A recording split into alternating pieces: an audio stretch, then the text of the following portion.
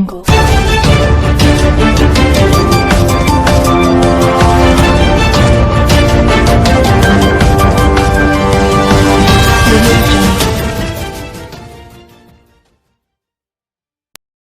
علیکم، Asia 41 news کے ساتھ میں ہوں آپ کی میزبان امنا عباس۔ خبر شامل کرتے ہیں صحبت پور سے۔ ہمارے ڈسٹرکٹ رپورٹر انجم کاکڑ کے مطابق ضلع صحبت پور کو مونسون کی بارشوں کے دوران ڈیرہ بھگٹی کے پہاڑی علاقوں سے آنے والے سیلابی ریلوں سے بچانے اور پٹ فیڈر سمیت دیگر نہروں کی دن رات نگرانی کرنے والے عظیم شخصیت ڈپٹی کمشنر صحبت پور عظیم جان دمڑ اور اسسٹنٹ کمشنر عبدالکریم بھگٹی، جنہوں نے سخت گرمی، مچھر اور موسمی حالات کو پس پشت رکھتے ہوئے مسلسل 3 دن اور 3 راتوں سے پٹ فیڈر کے کمزور پشتوں کی نگرانی کی اور عوام میں حوصلہ اور کام کا جذبہ پیدا کیا، جس کی وجہ سے ضلع صحبت پور کی عوام بہت بڑی تباہی سے بچ گئی۔ مارنے اور بچانے والی ذات صرف اور صرف میرے رب کی ہے، مگر اس نے رب کی عطا کی ہمت سے صحبت پور عوام کو اس مشکل حالات سے نکالا۔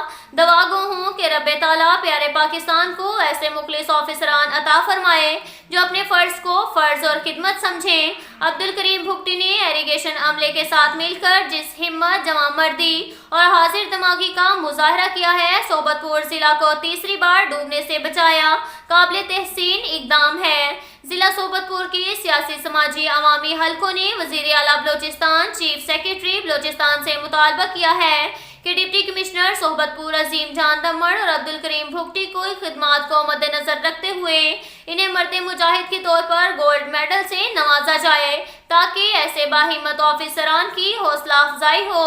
اب تک کے لیے اتنا ہی کافی ہے، ملتے ہیں اگلے بلیٹن میں، ہمارے ساتھ رہیے گا۔ اللہ حافظ۔